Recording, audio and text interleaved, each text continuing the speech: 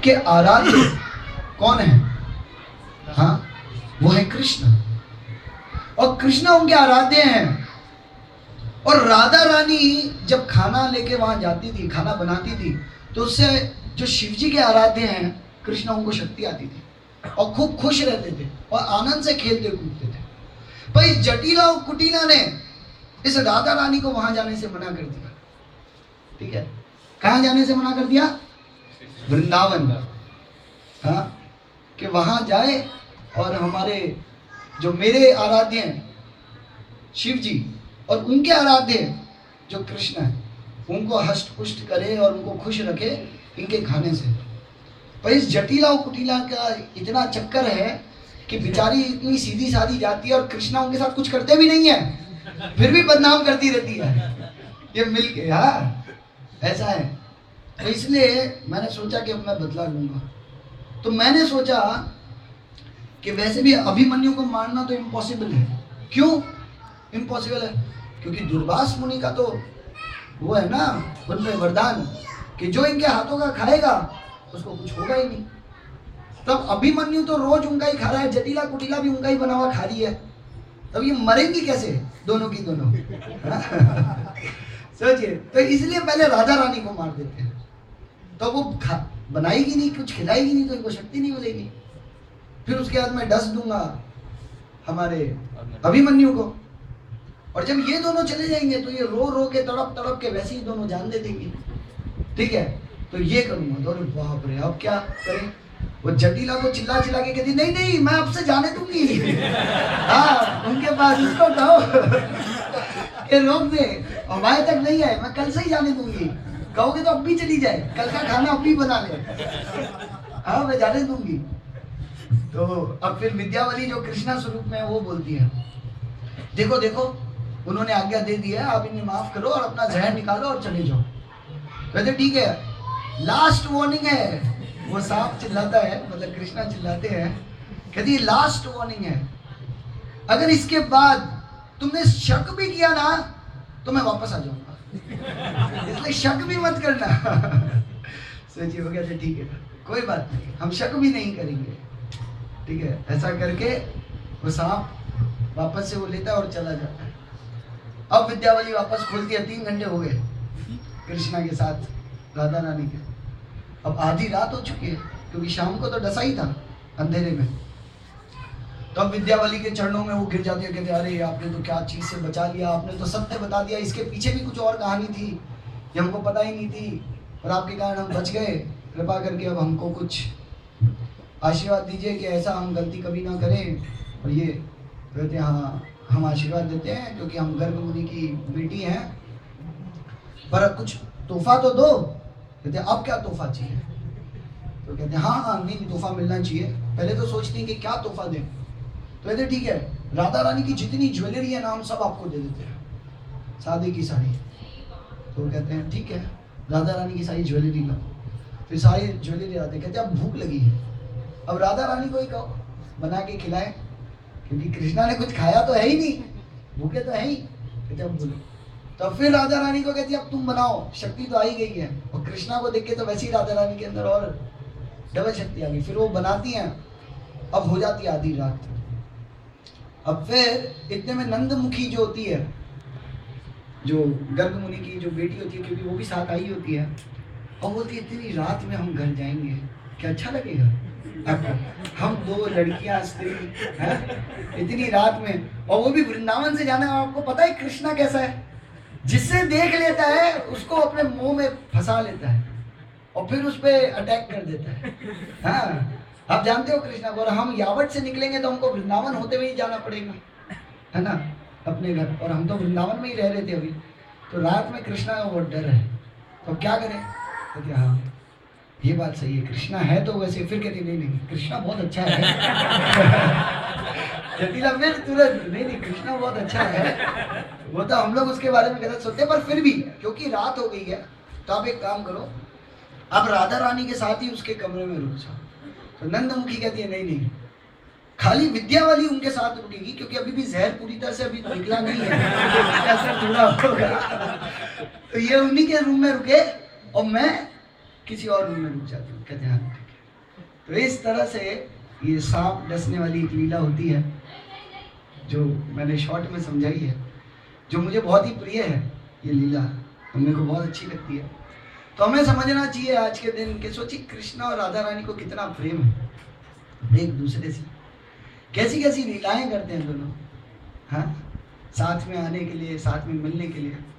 अब देखिए हमको आज के दिन ये मूड डेवलप करना चाहिए कि हमें कब ऐसी तीव्रता आएगी, हमें कब बुखार आ जाएगा ऐसा कि कुछ भी रख दो और सब सूख जाए, चंदन लगा दे तो तुरंत झड़ जाए, सूख के पत्ते एकदम मतलब वो क्या चूरे चूरे हो जाए सूख के, ऐसा बुखार कब आएगा।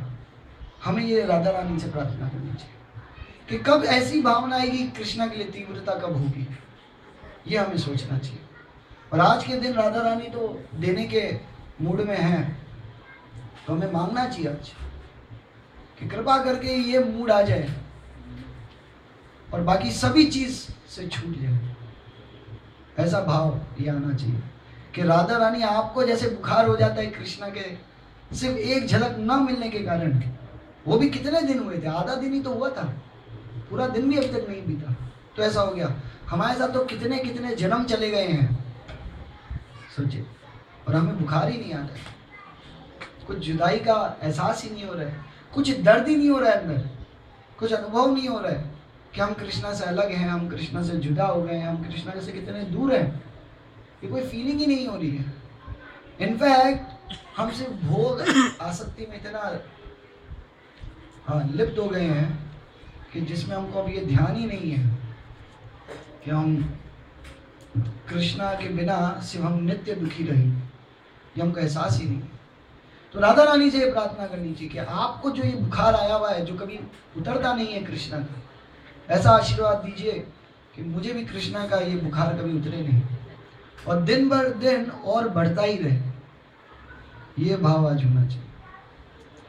और एक और भाव ये होना चाहिए कि हमारी जो आसक्तियां हैं इस भौतिक जगत से, वो आप ही दूर कर सकते हो, मेरे अंदर तो हिम्मत है नहीं, तो आप ही आइए, मेरे हृदय में बैठिए, अपने नजरों से मेरे हृदय को वृंदावन बनाइए, मेरी बुद्धि को विनम्र कीजिए और कृष्णा में लगा दीजिए।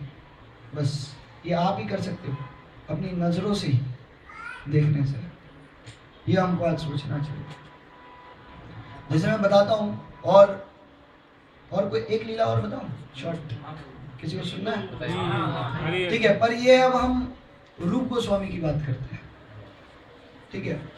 इससे अब हमको सीखना है कि रूप गोस्वामी और रघुनाथ दास गोस्वामी के साथ क्या क्या होता है। अब देखिए राधा रानी तो वेट करती है वृंदावन में कि कैसे हमारे जो सब भक्त हैं, कृष्णा के भक्त हैं, वो कब वृंदावन आए और कैसे मैं उनकी सेवा करूं, ये राधा रानी का मूड है। अब कैसे ये पता चलता है, मैं काम करता हूँ, एक ही बताता हूँ, अच्छा तो दो तीन है, पर एक बार सनातन गोस्वामी रघुनाथ दास गोस्वामी रूप गोस्वामी के पास आते हैं, और रूप गोस्वामी के पास जब आते हैं सनातन गोस्वामी, तो वो उनको देखते हैं और देखने के बाद उनको ये ऐसा लगता है कि यार मेरा भाई इधर आया है, इतना कृष्ण का इतना शुद्ध भक्त है, तो इसको मेरे को इसके लिए खीर बनानी चाहिए, बना के खिलानी चाहिए, इतना अच्छा भक्त है। क्यों खीर बनानी चाहिए? क्यों कृष्णा को खीर पसंद है। अच्छा कौन सी खीर पसंद है, ये कोई बताएगा? कृष्णा को कौन सी खीर पसंद है? हाँ कोई बताइए, क्या चावल वाली खीर? वो हाँ बताइए। हाँ कौन सी बताइए? रबड़ी को खीर बोलते हैं, वो जिसमें वो मलाई वाले पता है लच्छे होते हैं। कभी पता नहीं आप लोग के घर पे बनाया नहीं बना, मेरे घर पे बनता था। कढ़ाई में वो दूध बॉईल होता है और मलाई ऊपर आती जाती है, उसको साइड पे चिपकाते जाते हैं और एकदम गाढ़ा कर देते हैं, एकदम थोड़ा सा लाल टाइप पीला टाइप थोड़ा सा वैसा होता है, शायद माता जी को ज़्यादा आइडिया होगा। वैसी खीर सोचिए, हाँ वैसी खीर मैं अपने भाई को बनाऊं, खिलाऊं, यार इतना अच्छा वक्त है। अब फिर उनके भाई को देखते हैं, फिर वो चले जाते हैं अपने गोवर्धन परिक्रमा पे। अब वो सोचते हैं मैं कैसे जाऊं, घर में तो कुछ है नहीं, मैं तो खाली भिक्षा मांगता हूँ, मधुकरी करता हूँ और मेरे को जो चाहिए वो मिलता है। अब वो तो उनके हिसाब से जो देंगे वो देंगे, मैं कुछ मांग तो ही ना सकता हूँ कि मेरे को आज दूध ही दो या शक्कर ही दो, ये तो वो मांग नहीं सकते। तो उस दिन राधा रानी स्वयं एक गोपी का स्वरूप लेती है, एक साधारण गोपी, और दूध और सब कुछ लेके आती है, सारे इंटीग्रेंट्स, दूध, शक्कर, शहद, हाँ सोचिए वो पूरी रेसिपी है, और उसमें कुछ चावल भी है, वो अलग एक बनता है। तो सब कुछ लेके आती हैं और कहती है ये लीजिए, आज हमारी इच्छा हुई, आप आज मधुकरी करने नहीं आए, तो हमारी माता आपका बहुत इंतजार कर रही थी और सोचा आप आए नहीं तो इसलिए हम ही आपके घर लेके आ गए, क्योंकि आप मधुकरी करने आए नहीं हो आज। कहते हाँ, कहते ठीक है। कहते क्या करूं इसका? कहते काम कीजिए, आज हमारी माता को इच्छा थी कि आप इसकी खीर बनाइए। तो सोचते हैं अरे इनको कैसे पता चला, मैं सोच रहा था खीर बनाऊं। हाँ, कहते ठीक है। कहते पर मुझे तो आती नहीं बनाने। कहते हाँ कोई बात नहीं, पर मुझे अच्छे से आती है। ठीक है। अब राधा रानी सोचिए कैसी हैं अपने भक्तों के लिए, मैं ये बताना चाह रहा हूं। वो स्वयं बनाती हैं खीर अपने हाथों से, और बना के फिर कहती है हाँ खीर बन गई, ठीक है, और तुरंत चली जाती। अब रूप गोस्वामी तो इतने खुश, अब मेरा भाई आएगा, अब मैं उसे खिलाऊंगा। तो तुरंत राधा गोविंद देव हैं जो उनके जो डीटीज होते हैं, उनको वो भोग लगाते हैं, और भोग लगाने के बाद जैसे ही सनातन गोस्वामी आते हैं उनको सर्व करते हैं कि आज मैंने आपके लिए खीर है, आपके लिए प्रसाद। और खीर जैसी सर्व करते हैं और वो एक बाइट, मतलब एक बाइट क्या बोलते हैं उसको, एक चम्मच खाते हैं और गुम हो जाते हैं। बाप रे, ऐसा आनंद में आ जाते हैं, गुम हो जाते हैं, और फिर थोड़ी देर बाद वापस होश में आते हैं। कहती ये क्या है, इतना आध्यात्मिक, इतना दिव्य, ये किसने बनाई है? क्या तुमने बनाई है? कहते नहीं मैंने तो नहीं बनाई। कहते किसने बनाई है, मेरे को पूरा बताओ, पूरा डिटेल में बताओ।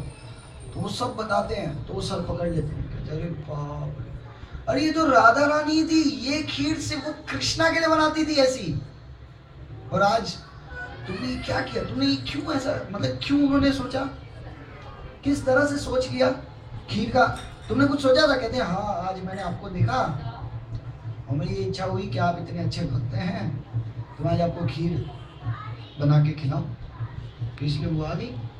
तो उन्होंने सर पकड़ लिया, कहते अरे बाप रे क्या गलती की, अरे हम उनकी सेवा करेंगे क्या वो हमारी सेवा करेंगे, सोचो। कहते आज के बाद कभी ऐसी सोच मत लाना, ठीक है।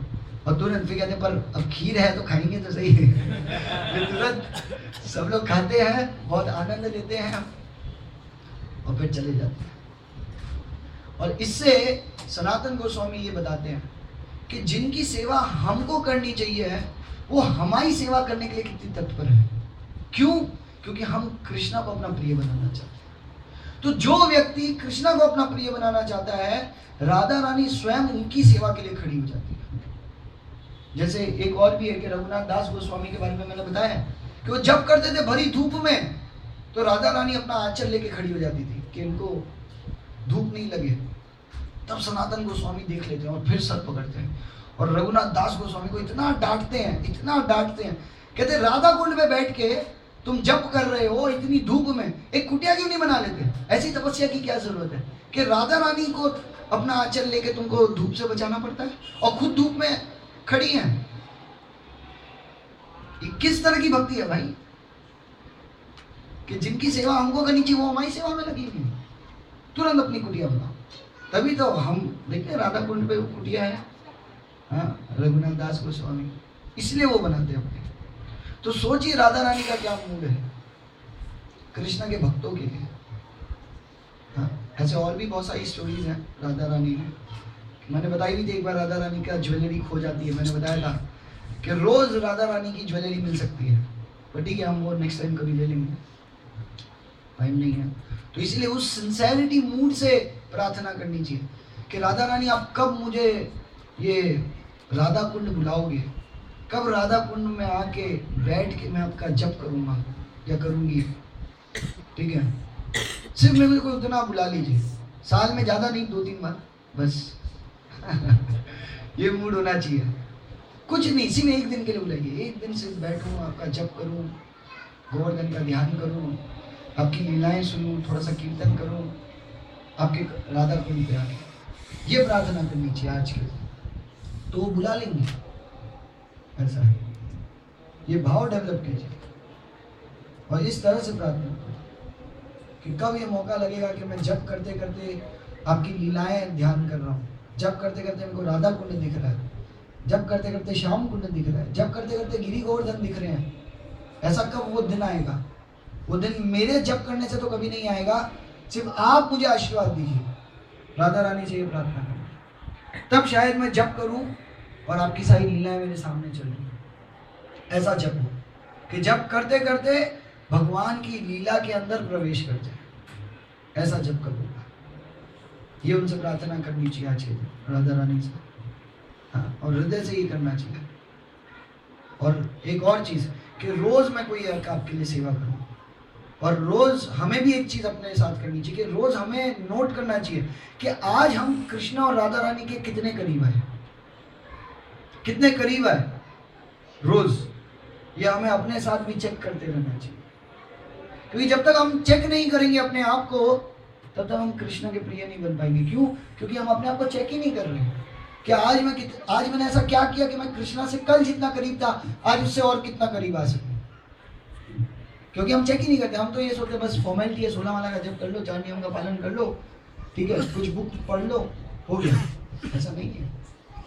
रोज हम कितने करीब जा सकते हैं कृष्णा के, राधा रानी के, ये हमें नोट करना चाहिए कि आज मेरा जप कल से कितना बेटर हुआ है, आज मेरी बुक रीडिंग कल से कैसी बेटर हुई है, और रोज उसको बेटर करते रहना है। आज लेक्चर मैंने कितना और तीव्रता से सुना है, तो ये इस तरह से हमको चेक करते रहना चाहिए अपने आप आज के दिन। So thank you very much. Hare Krishna. हमारे पास बातें तो बहुत सारी हैं।